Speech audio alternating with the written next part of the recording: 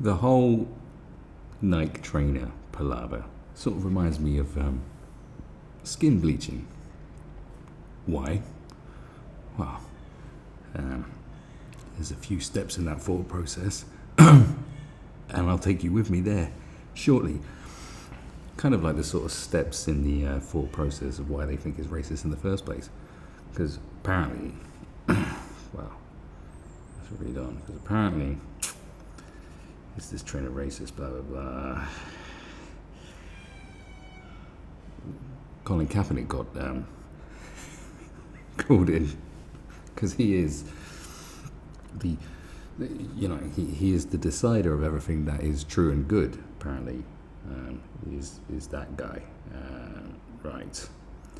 But apparently, because of the flag, this old flag here, on the back of the trainers, which is like an old American flag.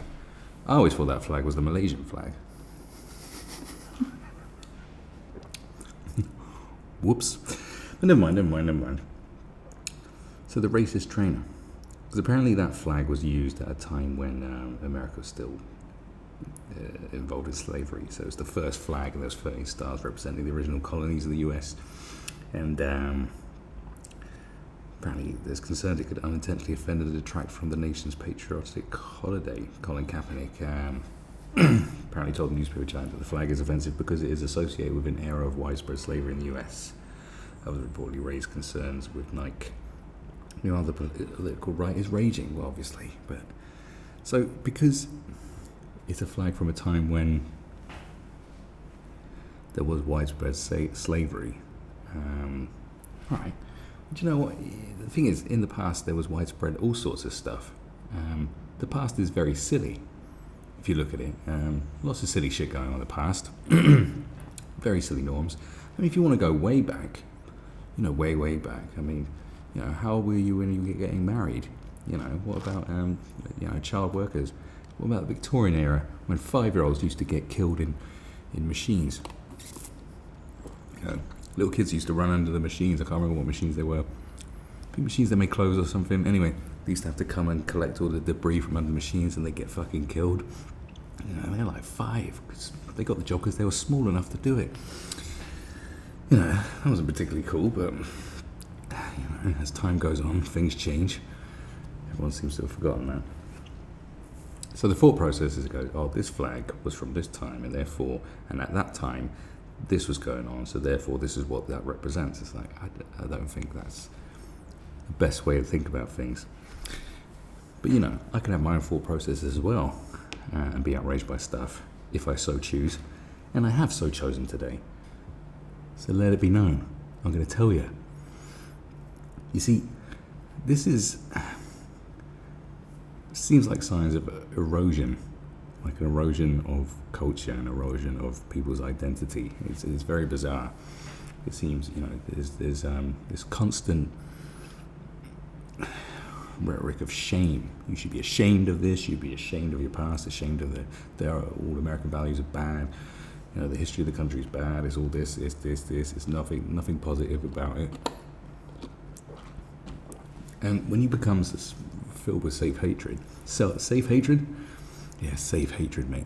Self-hatred. Well, you destroy yourself, essentially. I mean, you can get someone to hate you, but if you can get someone to hate themselves, I mean, you've won. If someone hates themselves, they're your slave. Do you know what I mean? No self-respect, no dignity. And that's how it works. So look at how you identify as a citizen of a country. If you hate everything about it, you hate the history, you are ashamed of it, and you're going to adopt someone else's ideas, And these sort of ideas have been spread.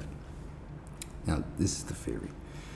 Because if you've heard of a guy called Yuri Bezmenov, you may have seen his famous interview, well, sort of internet famous interview, from a very long time ago. He was a KGB defector.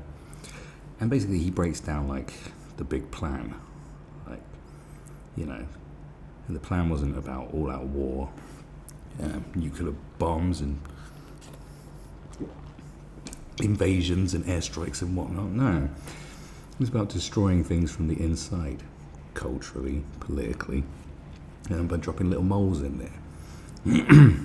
And in his interview, you can look it up. If you just type in his name, you'll be able to find the interview easily. I think he only did one, really. That's this one. You'll see that picture. That's the one you want to click on. And he sort of lays it all out of what the plan is and how it works generation after generation after generation. So you plant the seed and then it grows and it spreads and it spreads and it spreads. And the way he's talking to it, you sort of look at how things are now and you're like, oh, right, shit. It's like, oh, I see. And this sort of fits in with the whole narrative that he's playing out. So he described this process as a great brainwashing, which has 4 basic stages. The first stage is called demoralization, which takes from 15 to 20 years to achieve. Which is like, to think that there's a think tank somewhere of working out strategies, and the first strategy they come up with, right, we need them to be demoralized. Like there's people sat in a room at one point in time thinking that up and going, yeah, that's what we're going to do. Like, so demoralization is a process that is irreversible. Bezmenov actually fought back in 84. And the process of demoralizing America was already completed. It would take another generation, another couple of decades to get the people to think differently and return to their patriotic American values, claimed the agent. So he's talking about trying to reverse it. So where's the second stage?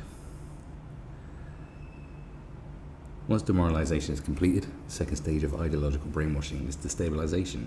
During the 2 to 5 year period, asserted Bezmenov, what matters is the targeting of essential structural elements of a nation's economy.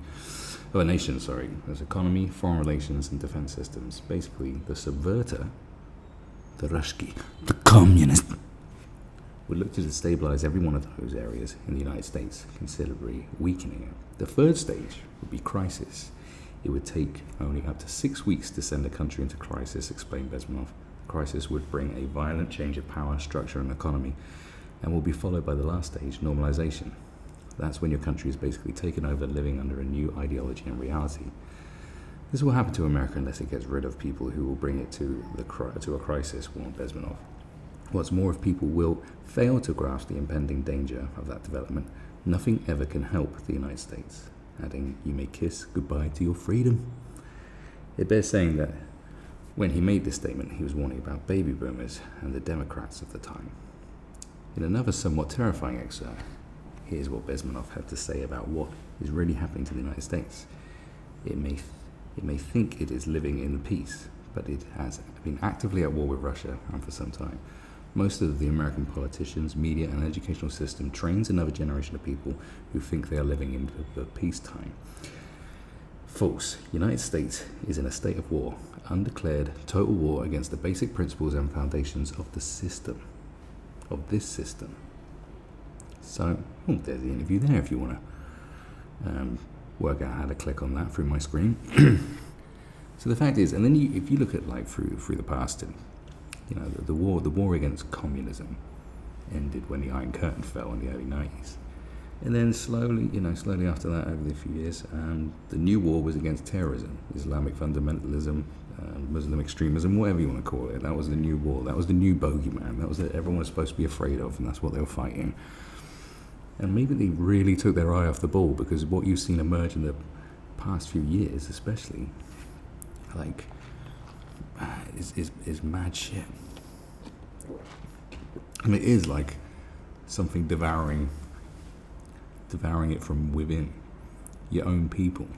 Because the thing is, if you're from a nation and you share its values and that's how you're being brought up, that's a very big part of who you are.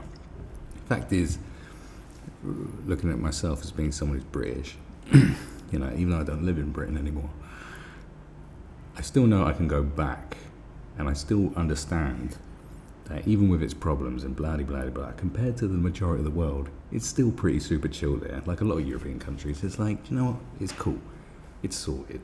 Like compared to other places, the amount of freedoms we have in comparison, if you look at the amount of freedoms you don't have in somewhere like Thailand or here in Cambodia, where I am at this very second, you sort of got to be grateful for it. Like, oh, yeah, we can get away with a hell of a lot, even though there's seems to be more control being put upon us, which is the worrying thing.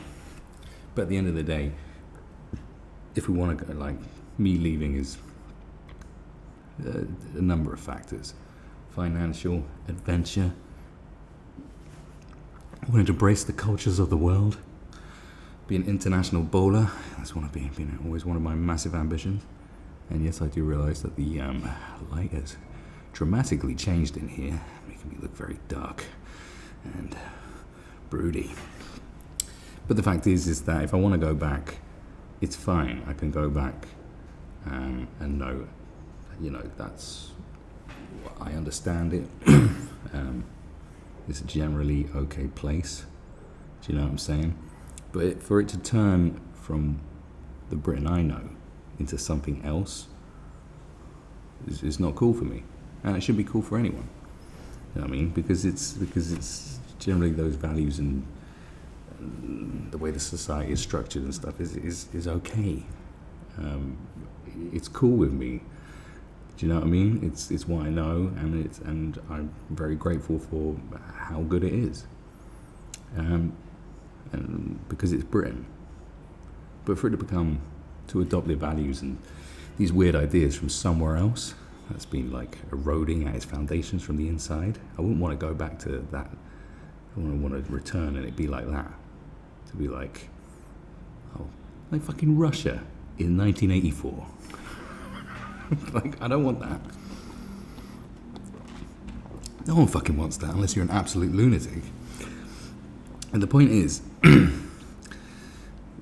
these values that may have come from propagandists from long, long ago to destabilize the nation, they don't comply with the values that